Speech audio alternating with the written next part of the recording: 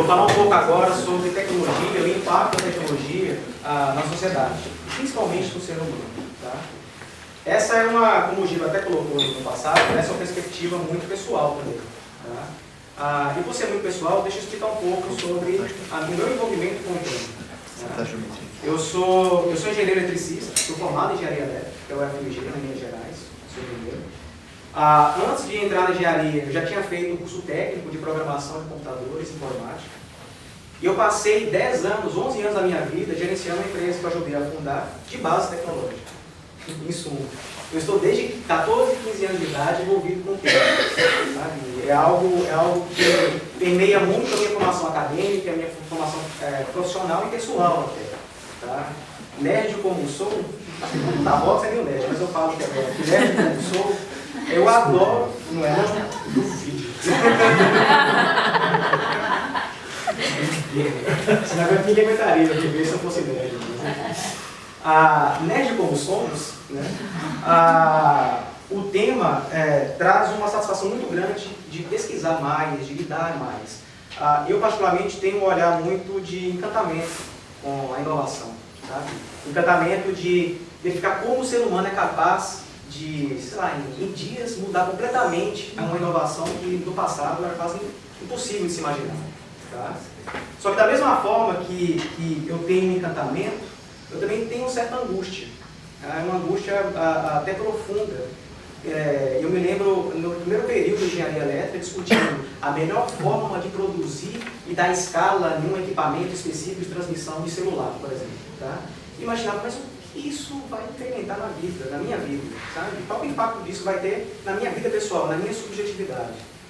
E principalmente vendo o passo da evolução da tecnologia e inovação hoje no mundo, isso gera uma complexidade de análise e uma responsabilidade muito grande.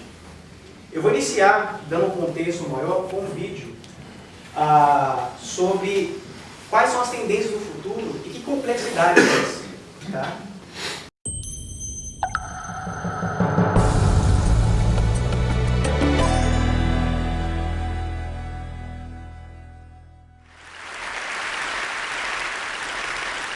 The future, as we know, is very unpredictable. The best minds in the best institutions generally get it wrong.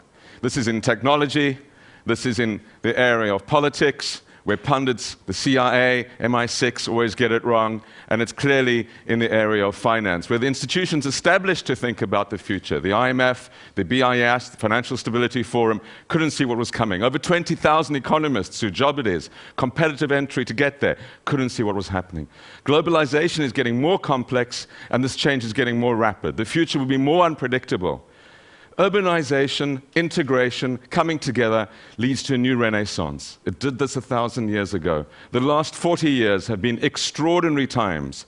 Life expectancy has gone up by about 25 years. It took from the Stone Age to achieve that. Income has gone up for the majority of the world's population, despite the population going up by about 2 billion people over this period. And illiteracy has gone down from a half to about a quarter of the people on Earth. A huge opportunity, unleashing of new potential for innovation, for development. But there's an underbelly. There are two Achilles heels of globalization. There's the Achilles heel of growing inequality, those that are left out, those that feel angry, those that are not participating. Globalization has not been inclusive.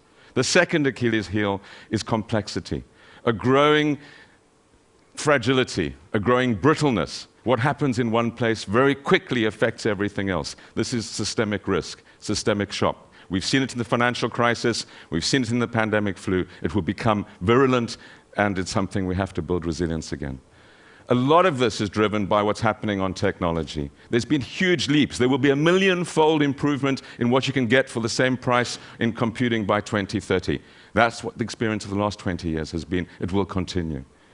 Our computers, our systems will be as primitive as the Apollos are for today. Our mobile phones are more powerful than the total Apollo space engine. Our mobile phones are more powerful than some of the strongest computers of 20 years ago.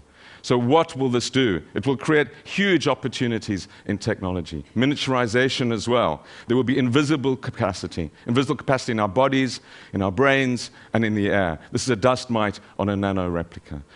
This sort of ability to do everything in new ways unleashes potential, not least in the area of medicine. This is a stem cell that we've developed here in Oxford from an embryonic stem cell. We can develop any part of the body. Increasingly over time, this will be possible from our own skin, able to replicate parts of the body. Fantastic potential for regenerative medicine. I don't think there'll be a Special Olympics long after 2030 because of this capacity to regenerate parts of the body. But the question is, who will have it? The other major development is going to be in the area of what can happen on genetics.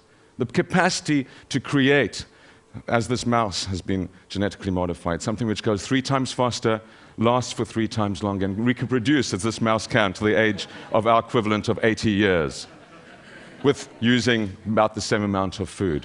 But will this only be available for the super rich, for those that can afford it? Are we heading for new eugenics? Will only those that are able to afford it, able to be the super race of the future? So the big question for us is, how do we manage this technological change? How do we ensure that it creates a more inclusive technology?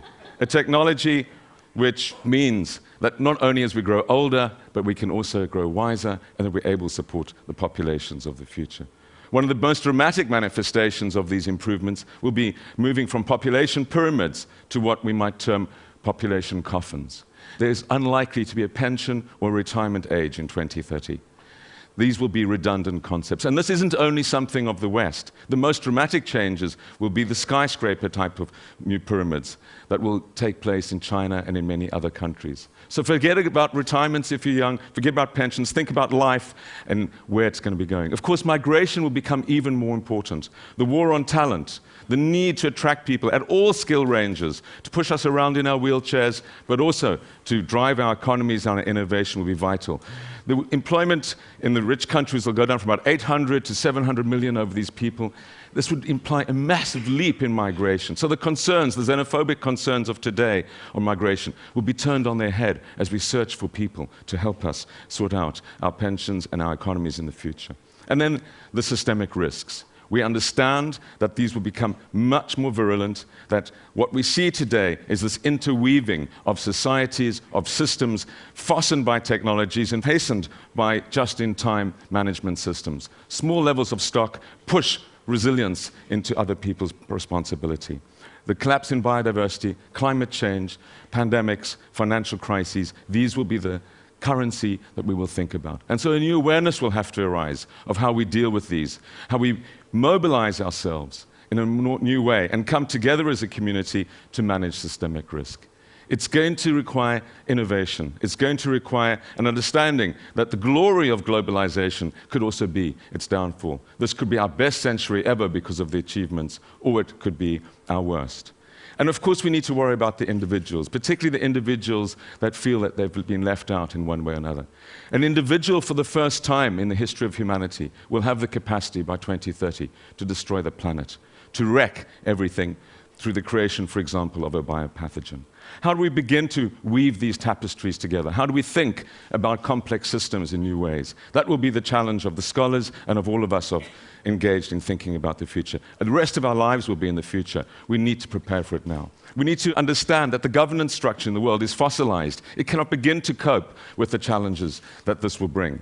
We have to develop a new way of managing the planet, collectively, through collective wisdom. We know, and I know from my own experience, that amazing things can happen when individuals and societies come together to change their future. I left South Africa, and 15 years later, after thinking I would never go back, I had the privilege and the honor to work in the government of Nelson Mandela. This was a miracle. We can create miracles collectively in our lifetime. It is vital that we do so. It is vital that the ideas that are nurtured in TED, that the ideas that we think about, look forward and make sure that this will be the most glorious century and not one of eco-disaster and eco-collapse. Thank you.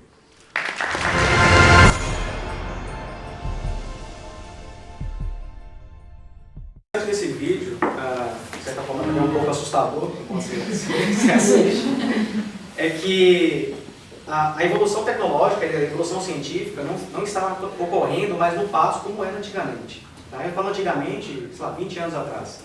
No passado, uma evolução ou desafio tecnológico era bem pontual. Eu quero encontrar a cura do câncer, eu quero, sei lá, construir uma máquina mais eficiente. Hoje, com a própria evolução científica, essa própria evolução científica acelera a evolução como um todo. Tá? Existe um movimento exponencial de desenvolvimento. Isso dá uma falta de previsão. A gente não consegue prever o que vai ocorrer no futuro. Não conseguimos imaginar o que vai ser desenvolvido amanhã. O que está sendo desenvolvido na China. O acordo moral que nós temos hoje aqui no país é totalmente diferente em outros países. Que tipo de experiência está sendo feita nessas regiões? Esse é um ponto. Falando especificamente da Vox, a Vox tem uma responsabilidade porque a gente investe, a gente direciona recurso financeiro, escolhemos negócios que tenham tecnologias para impactar a sociedade, para criar uma sociedade mais justa. Tá?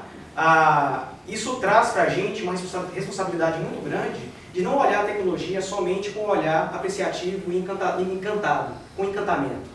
Sabe? Nós temos a responsabilidade de entender, ou no mínimo tentar entender, que tipo de impacto cada tecnologia vai ter na vida das pessoas e na vida da sociedade. Tá? E é interessante que a Gabi e a Júlia estão aqui para não mentir sozinho, a gente é exposto quase diariamente com inúmeras oportunidades de negócio. Inúmeras. Desde inovações simples, tá? Algumas novidades que ocorrem quase semanalmente ou mensalmente, e algumas inovações disruptivas, que a gente fica realmente encantado com isso, aquilo ocorre. Tá? Mas traz uma angústia de saber, se investirmos nessa tecnologia, que resultado teremos no futuro? Sabe? E não é resultado apenas econômico ou um resultado de curto prazo, de escala, permitindo, por exemplo, que uma tecnologia de saúde, de medicina, esteja disponível para todo mundo. É uma responsabilidade pensar como essa abordagem tecnológica, essa nova abordagem tecnológica, está modificando o subjetivo da pessoa. Eu não estou falando apenas de sociedade, estou falando do humano em si. Estamos preparados para absorver tanta informação e tanta tecnologia? Não sei.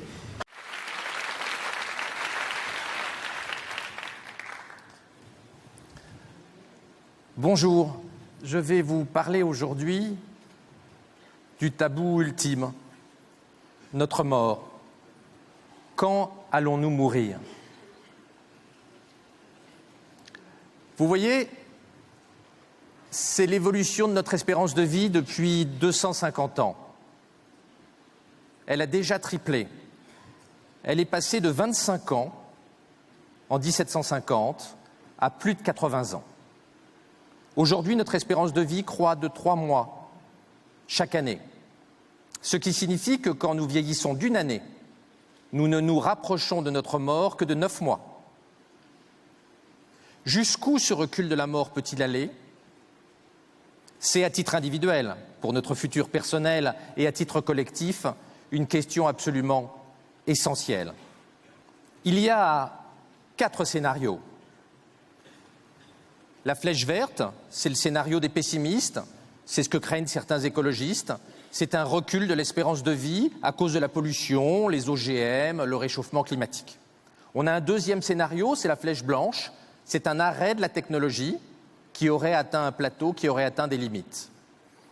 Le scénario bleu, c'est un scénario de poursuite lente de notre espérance de vie qui monte jusqu'à 120, 130 ans. Et puis il y a un 4e scénario, c'est la flèche rouge. C'est un scénario d'explosion technologique avec une augmentation très rapide de notre espérance de vie dès le XXIe siècle. Le vivant est d'une complexité inouïe. Nos cellules, nos tissus, nos organes sont extrêmement complexes. Il n'y a pas si longtemps que ça, analyser, comprendre et manipuler notre fonctionnement biologique était considéré comme une tâche insurmontable. Mais aujourd'hui, la donne technologique est en train de changer. Ce que l'on appelle les technologies NBIC va nous permettre de lutter contre la mort, la vieillesse et la maladie, grâce à une médecine de combat, avec une puissance qui était inimaginable il y a encore quelques décennies.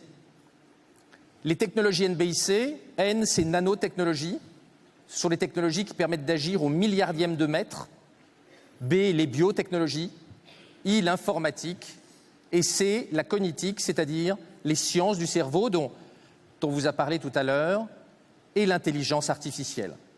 Grâce aux technologies NBIC, la science-fiction d'hier va devenir médecine réalité. nous allons pouvoir réparer nos organes à des échelles de plus en plus petites, modéliser, changer notre ADN, réparer nos cellules, créer des organes artificiels entiers, mettre des implants électroniques, développer la robotique chirurgicale, être guéri grâce à des nanomoteurs, grâce à des nanocapteurs, grâce à des nano-implants, au cœur de nos tissus, au cœur de nos cellules. Et puis bien sûr, et c'est un point essentiel, grâce à la modélisation. La modélisation, c'est-à-dire l'analyse et le décryptage du vivant grâce à des ordinateurs puissants. La loi de Moore est à la base de cette révolution technologique. Gordon Moore était le cofondateur d'Intel, les microprocesseurs, et dès les années 60, il avait prédit que la puissance des ordinateurs doublerait tous les 18 mois. Cela n'a jamais été démenti. Une simple puce, comme celle que vous voyez, et qui tient dans le creux de la main, réalise 1000 milliards d'opérations à la seconde. Les plus gros serveurs informatiques réalisent 15 millions de milliards d'opérations à la seconde. Le cap du milliard de milliards d'opérations par seconde va être atteint en 2018, ce qu'on appelle l'hexaflop. Ces puissances informatiques absolument colossales nous permettent ce qui était inimaginable il y a quelques décennies, de comprendre et de modéliser le vivant. Il faut bien voir que nos cellules, et nous en avons chacun 100 000 milliards, sont fondamentalement des petites usines avec des machines-outils biologiques à l'échelle du nanomètre. Or, la révolution des nanotechnologies nous permet justement d'agir à cette échelle du milliardième de mètre. Nous allons pouvoir décrypter et réparer notre ADN, régénérer nos cellules et nos tissus, augmenter nos capacités. Nous allons pouvoir reprogrammer nos organes. Et puis, et le professeur Ledo nous en a longuement parlé tout à l'heure, nous commençons à pouvoir interfacer nos cellules avec des composants électroniques, y compris avec nos neurones. Pourquoi cette révolution technologique ne vous est pas familière? Pourquoi ne l'a-t-on pas vu venir? Il y a à cela deux raisons. La première, c'est que nous sommes encore largement dans une phase souterraine. Il y a eu assez peu de concrétisation visible par le grand public de ce qui est produit dans les laboratoires. Depuis une vingtaine d'années, nous avons appris à décrypter le vivant, et notamment notre génome. Nous avons mis progressivement au point les principales briques permettant de bricoler, de manipuler le vivant, mais la phase de démocratisation de ces technologies et de ces outils ne commence réellement que maintenant. La démocratisation du bricolage du vivant, c'est à partir de 2015, et c'est la raison pour laquelle vous n'êtes pas familier à ces évolutions. La deuxième raison, c'est que les scientifiques eux-mêmes n'ont pas anticipé tout cela. Le grand Jacques Monod, le fondateur de la biologie moléculaire moderne, écrivait en 1970, et c'est un prix Nobel très respecté parmi les biologistes, « La taille de l'ADN interdit sans doute à tout jamais qu'on puisse modifier le génome, c'est-à-dire les chromosomes. » 6 ans plus tard, en 1976, commençaient les premières manipulations génétiques. Plus près de nous, en 1990, il y a 12 ans, le consensus mondial des généticiens était que nous ne pourrions jamais séquencer, analyser la totalité de notre ADN, la totalité de nos chromosomes. Les plus optimistes pensaient qu'il faudrait 3 à 5 siècles. En réalité, ce programme a été terminé en 2003. Aujourd'hui, les choses changent. La révolution NBIC sort de l'ombre et les premières concrétisations visibles par le grand public arrivent avec le séquençage de l'ADN. Un généticien, dans une vie entière, séquençait quelques milliers des 3 milliards de bases chimiques de l'ADN. Aujourd'hui, un séquenceur comme celui-là séquence en 4 heures la totalité d'un génome, des dizaines de milliards de paires de bases ADN. En 13 ans, le coût du séquençage ADN est passé de 3 milliards de dollars, et il n'avait été réalisé que sur une personne à l'époque, à 1000 $, et nous allons bientôt arriver à 100 $. Le coût du séquençage est divisé de 50% tous les 5 mois. Il a été divisé par 3 millions en 9 ans. Il s'agit réellement d'un tsunami technologique. Nous allons tous être séquencés. Cela permettra de développer une médecine personnalisée, guidés sur nos particularités génétiques, et c'est particulièrement important en cancérologie, puisque malheureusement, 1 sur 4 d'entre nous aura un cancer dans sa vie. Ces tendances n'ont pas été anticipées. Elles ont pris de court les spécialistes eux-mêmes. Et si on avait dit, en l'an 2000, qu'on pourrait avoir, comme je laisse sur cette clé USB, la totalité de son génome, on aurait été considéré comme utopiste, comme auteur de science-fiction, voire déconsidéré par la communauté scientifique, et pourtant c'est une réalité. Les vagues d'innovation technologique vont maintenant s'accélérer. 3 grandes vagues sont devant nous. D'abord, la révolution de l'électronique médicale. Après, les implants cochléaires dans les années 90 pour traiter les enfants sourds, les implants dans le cerveau pour traiter la maladie de Parkinson, pour traiter les troubles obsessionnels et les troubles alimentaires graves, maintenant la dépression et à titre expérimental l'Alzheimer arrivent. Se développent les premières rétines artificielles pour traiter les gens aveugles, le premier cœur artificiel qui devrait être implanté l'année prochaine, et la robotique chirurgicale se développe, et on peut penser qu'en 2030, les chirurgiens seront des spécialistes de biomécanique et d'informatique et ne toucheront plus les malades. Encore plus spectaculaire, l'ingénierie du vivant, au niveau de l'ADN, en manipulant l'ADN pour reprogrammer nos cellules, au niveau cellulaire, la régénération des tissus par les cellules souches, Fabrice nous en a parlé tout à l'heure, et au niveau des tissus, l'ingénierie tissulaire qui vise à fabriquer des organes entiers. Et il y a quelques mois, le premier organe entièrement créé artificiellement, un larynx, a été implanté chez un patient qui n'avait plus de larynx. Enfin, la nanomédecine arrive. Le premier congrès international de nanomédecine, c'est-à-dire de médecine à l'échelle du milliardième de mètre, s'est déroulé en 2012 et on commence à avoir des implants de plus en plus petits qui vont progressivement pouvoir agir au cœur de nos tissus, au cœur de nos cellules. Voilà les 3 vagues d'innovation dont vous allez bénéficier d'ici 2020. Nous allons pouvoir surfer de vague technologique en vague technologique. Avec la technologie qui sort des labos et dont vous allez bénéficier d'ici 2020, nous allons pouvoir avoir plusieurs décennies en bonne santé supplémentaires. En atteignant 2050, nous bénéficierons d'autres vagues technologiques, peut-être encore plus spectaculaires que celles qui sortent aujourd'hui des laboratoires. Avec cela, nous pourrons atteindre quelques décennies supplémentaires et de bon en bon, il est possible que nous bénéficions d'une espérance de vie que nous ne pouvons même pas imaginer aujourd'hui. Et vous, pensez-vous, comme certains experts, que l'homme pourrait devenir immortel à brève échéance? Ma conviction personnelle est que certains d'entre vous dans cette salle vivront 1000 ans. Je vous remercie.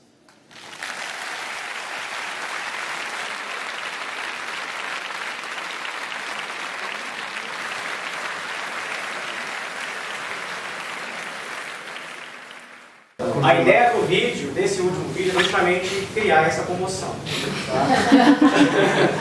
Tá?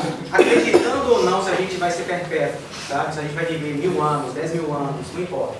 Tá? O fato é que existe uma evolução tecnológica que dá uma probabilidade maior de que isso ocorra. Outro fato, existem muitos futurologistas que apresentam tendências, como a gente está tentando fazer hoje.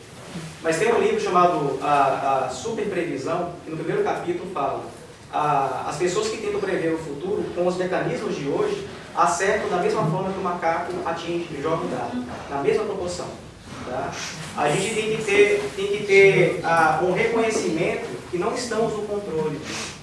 O ser humano, na sua própria capacidade, sua própria inteligência, criou uma situação de evolução tal que perdeu o controle.